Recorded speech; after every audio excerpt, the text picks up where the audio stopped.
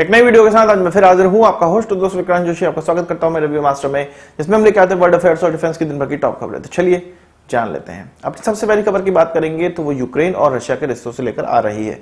Russia diplomatic संवाद के लिए तैयार हो चुका है। ये कहें कि रशिया एक तरफ डिप्लोमेटिक ऑप्शन लेके चल रहा है, दूसरी तरफ उसका ये कहना है कि वो अपनी जो सिक्योरिटी के लिए तैयारी है वो करता रहेगा, अपना जो बिल्डअप है उसको बनाया रहेगा, क्योंकि सिक्योरिटी उनकी सर्वोपरि है। वहीं अगर यूक्रेन के रिस्पांस की बात की जाए तो यूक्रेन के प्रेसिडेंट के द्वारा यह कहा गया है जितने भी उनके रिजर्विस्ट हैं, जो 18 से लेकर 60 सालों तक लोग हैं जो कि आर्म फोर्सेस में थे, किसी कारण रिटायर हो गए या उनकी सर्विस पूरी हो गई, उनको फिर से बुलाने का आदेश दिया गया है। ऐसे रिजर्विस्ट उनके पास 2 लाख हैं जिनको कि 1 साल के लिए बुलाया जा सकता है उनकी सेवाएं लेने के लिए।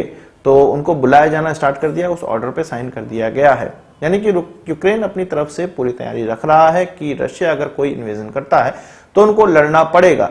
वहीं यूक्रेन ने अपने लोगों से यह कहा है कि जो भी रशिया की यात्रा कर रहे हैं या रशिया में रह रहे हैं वो वापस आ जाएं, वो रशिया छोड़ दें। हमें पता है कि रशिया के द्वारा जो भी सेपरेटिस्ट स्थान है ईस्ट यूक्रेन में, उसको इंडिपेंडेंट घोषित कर दिया गया था और अपने लोगों से कहा था, उन्होंने अपने ट्रूप से कहा था कि पीस कीपर की तरह वहां घुस जाएं और वहां पे शांति बनाए रखने का प्रयास करें। तो इसके रिस्पांस में ही यूक्रेन के द्वारा ये सब चीजें की जा रही हैं। साथ ही साथ वेस्टर्न वर्ल्ड ने यह कहा है कि रशिया इस तरह की चीजें जारी रखता है तो उस पर सैंक्शंस लगाए जाएंगे, जो कि कल ही खबरों में मैंने आपको बताया था। और किस प्रकार से S-400 की डिलीवरी से प्रभावित होगी ये भी मैंने आपको बताया था। लिंक आपको आई बटन पे ऊपर पे मिल जाएगा। अब बात कर लेते हैं भारत के प्रेडेटर ड्रोन प्रोक्योरमेंट से लेकर। हमें पता है कि जनरल एटॉमिक्स जो कि यूएस की कंपनी है उसके द्वारा ये प्रेडेटर ड्रोन बनाए जाते हैं, जो कि आर्म ड्रोन होते हैं, आक्रमणकारी ड्रोन्स होते हैं, जिनकी जो इंडोरेंस है यानी कि हवा में रहने की जो क्षमता है वो 27 घंटों तक की है या उससे ज्यादा ही है। काफी ऊंचाई पे उड़ते हैं, इनका पता लगाना बहुत ज्यादा मुश्किल होता है। पहले ये हम जान रहे थे, हमने न्यूज में सुना हुआ है, लगभग 2-3 सालों से न्यूज में सुन रहे हैं कि भारत 30 इस प्रकार के ड्रोन्स खरीदेगा। इंडियन नेवी ने इस ड्रोन को इस्तेमाल करना भी स्टार्ट कर दिया था, पर इसके अनआर्म्ड वेरिएंट को इस्तेमाल करना स्टार्ट किया था लीज पर लेकर।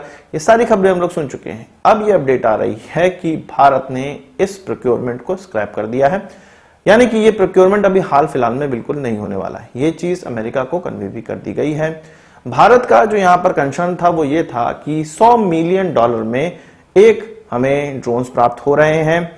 भारत इसके लिए देसी जुगाड़ ढूंढ रहा है। जुगाड़ इन द सेंस हेरॉन को जो अपग्रेड किया गया है, जिसको आर्म ड्रोन बनाया जा रहा है प्रोजेक्ट चीता के तहत, उसमें भारत प्रेडिएटर का ऑप्शन तलाश रहा है। इसके अलावा डीआरडीओ के द्वारा भी मार्च के बाद ये कहा जा रहा है कि मीडियम एल्टीट्यूड लॉन्ग एंडोरेंस वाले ड्रोन सामने रखे जा सकते हैं, जो कि हम रुस्तम 2 ड्रोन के नाम से जानते हैं जिनको। इसके अलावा प्राइवेट पार्टनर से भी ये कहा गया है कि भारत के लिए इस प्रकार के ड्रोन्स बनाए जाएं। भारत को ये समझ में आ रहा है, मुझे भी ये समझ में आ रहा है, आपको भी ये समझ में आ रहा होगा कि अब जो अमेरिकन ड्रोन्स की मोनोपोली थी वो लगभग खत्म हो चुकी है। हमने टर्किश ड्रोन भी देख लिए, हमने चाइनीज ड्रोन भी देख लिए, हमने इजरायली ड्रोन भी देख लिए। अब जो ड्रोन का मार्केट है वो केवल अमेरिका के पास नहीं है। भारत भी ये सोच रहा होगा, भारत को ये लग रहा होगा कि हम इस प्रकार के ड्रोन आसानी से बना भी सकते हैं और प्राप्त भी कर सकते हैं। हमें अमेरिका की तरफ ही केवल नहीं देखना चाहिए और इतने महंगे ड्रोन नहीं खरीदने चाहिए। अभी हाल फिलहाल में इस तरह की चीजें हैं।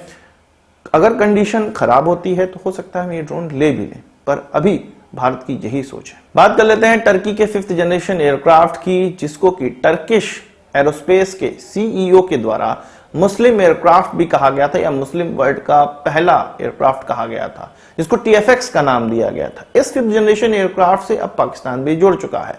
यह ऑफर कई मुस्लिम कंट्रीज के पास था, पर पाकिस्तान ने यह ऑफर कबूल किया है। ये चीज टर्किश एरोस्पेस के सीईओ के द्वारा पाकिस्तान में एक टीवी इंटरव्यू में कहा गया। अब ये कहा जा रहा है कि पाकिस्तान का जो प्रोजेक्ट अज़्म था 5th जनरेशन एयरक्राफ्ट, जो कि 2017 में लॉन्च हुआ था, 4-5 साल कुछ ना कर पाने की वजह से पाकिस्तान ने ये प्रोजेक्ट बंद कर दिया है। पैसे तो उनके पास है नहीं, पर पैसे नहीं है तो ये टर्किश एरोस्पेस के प्रोजेक्ट को क्यों ज्वाइन कर रहे हैं। एक्चुअल में ये माना जा रहा है पाकिस्तान के पास JF-17 के रूप में जो एयरक्राफ्ट है उसकी कई टेक्नोलॉजी पाकिस्तान टर्की को बेचेगा।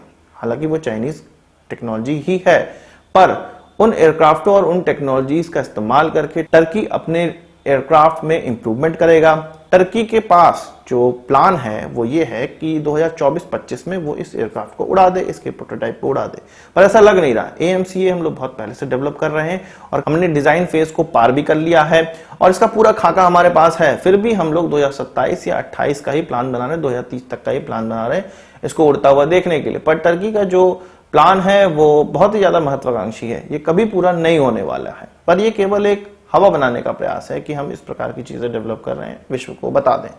पाकिस्तान हवाबाजी में तो आगे ही रहता है, तो उनको ज्वाइन कर लिया है। टर्की के इस TFX प्रोजेक्ट को अगर हम लोग देखें तो इसमें कई चीजें अभी क्लियर नहीं है। इसमें रडार कौन सा इस्तेमाल होगा, इसमें इंजन कौन सा इस्तेमाल होगा, इसमें हथियार कौन से इस्तेमाल किए जाएंगे, एयर टू एयर वाले, एयर टू ग्राउंड वाले, ये सारी चीजें अभी बहुत क्लियर नहीं है। पर फिर भी टर्की केवल 2-3 सालों में कह रहा है कि वो इस एयरक्राफ्ट को डेवलप कर लेगा। टर्की के द्वारा यह भी कहा गया है कि 100 पाकिस्तानी इंजीनियर्स को वो ट्रेन भी करेंगे ताकि इस साल के अंत तक उनको एरोस्पेस प्रोजेक्ट में या इस एयरक्राफ्ट प्रोजेक्ट में काम करने योग्य काफी इंजीनियर मिल जाएं।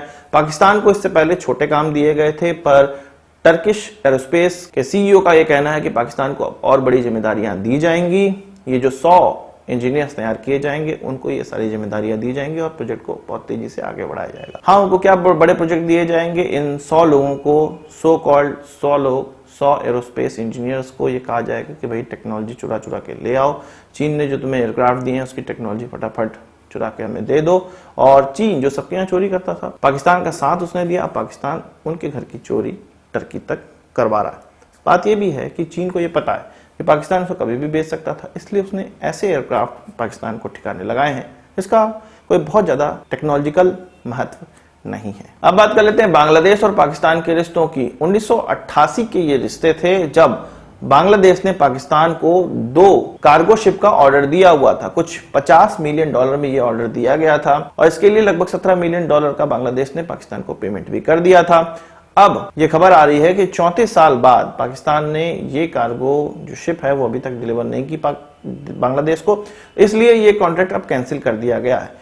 बहुत देर बाद, लगभग 34 साल बाद ये लोग जगे हैं, बांग्लादेशी भी पाकिस्तानी भी। पाकिस्तानी तो अभी भी सो रहे थे, उनको कॉन्ट्रैक्ट पूरा नहीं करना था, पर बांग्लादेशी अब जगे हैं और अब कॉन्ट्रैक्ट उन्होंने कैंसिल किया है। 1991 में ही ये क्लियर हो गया था कि ये जो कार्गो शिप है वो बांग्लादेश को डिलीवर नहीं होंगे और उसी समय ये डिसाइड हो गया था कि जितना पैसा बांग्लादेश ने पाकिस्तान को दिया हुआ है उतने का ही कुछ कमोडिटीज वो खरीद लेगा। 1995 में ये डिसाइड हुआ कि नहीं, कमोडिटीज से बात नहीं होगी और इस प्रकार के प्रोजेक्ट कंप्लीट करने ही पड़ेंगे पाकिस्तान को, पर अभी तक वो कंप्लीट कर नहीं पाए, अब जाके इसको कैंसिल किया गया है। बांग्लादेश की पार्लियामेंट ने पूछा कि इतना समय क्यों लग गया, तो उनके नेता ने जवाब दिया, उनके मंत्री ने जवाब दिया कि पता नहीं क्यों लग गया, पर अब वो कैंसिल इसको कर रहे हैं। आज की इस वीडियो के लिए बस इतना ही। आशा करता हूं आपको वीडियो पसंद आई होगी, आपको एक बड़ा thumbs जरूर देंगे। इस वीडियो से मुझे सवाल सुझाव कमेंट बॉक्स में जरूर लाइएगा और यदि आपने हमारा चैनल सब्सक्राइब नहीं किया उसे भी कर लीजिए क्योंकि हम इस प्रकार की वीडियो लाते रहते हैं। नमस्कार, थैंक यू, जय हिंद।